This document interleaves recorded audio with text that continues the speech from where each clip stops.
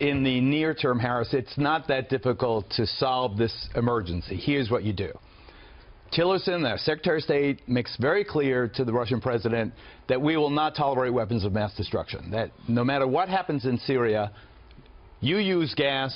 That's our red line. We've now established that very firmly. President Obama did not. President Trump has very clearly. No gas, Assad, forget about it. Now President Putin says, Secretary Tillerson, let's finish the prime goal. Let's wipe out ISIS. Let's kill ISIS together.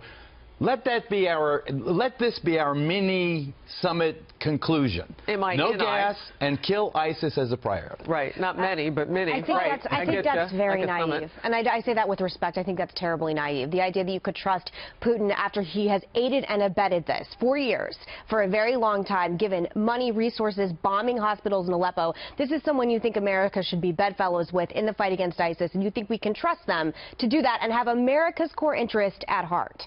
I just think that 2 weeks ago you would have had a very different opinion. Prior to the No, I am very ideologically consistent on this.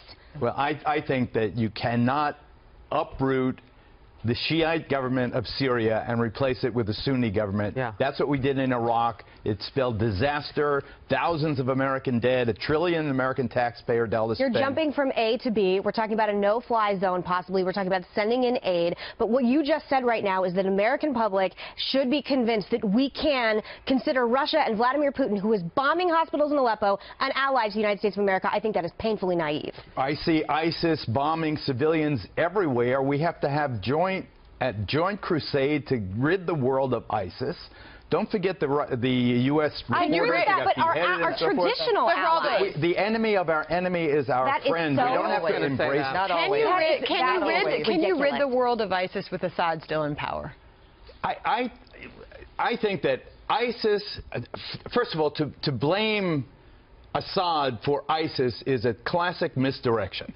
ISIS is a Sunni-led extremist group. It is the stepbrother of al-Qaeda that bombed the World Trade Center, and al-Nusra, the barbarity, the savage acts they've taken against France, against Belgium, against Germany, against U.S. interests. I think you can't lose sight of who the prime enemy is. Assad is a monster. Assad is, but he's not my monster. I want to step in here now and separate out Meghan's questions, because I think she was trying to make two different points here, and correct me if I'm wrong. I heard you, Meghan, saying on the one hand, can we, be bedfellows, if you will, politically, geopolitically, with the Russians? And the answer is, well, we've done it in the past. We've jumped into the trenches with people who were our enemies to knock out another enemy in the past. But then your next question is a good one.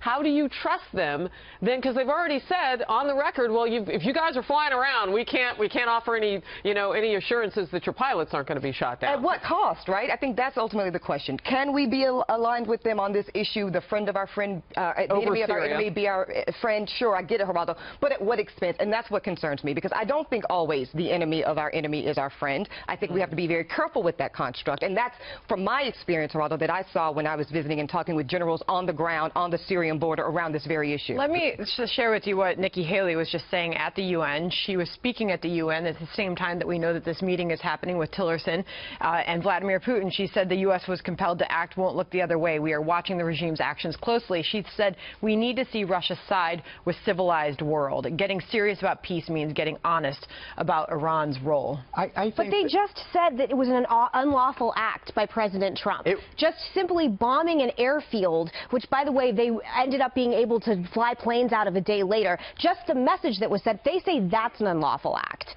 I think the only way you prevent getting sucked into this thing and bleeding America is to say there's two principles we stand for. Number one, no weapons of mass destruction. If you use gas again, we're going to hit you and hit you hard, and maybe we're even going to assassinate you.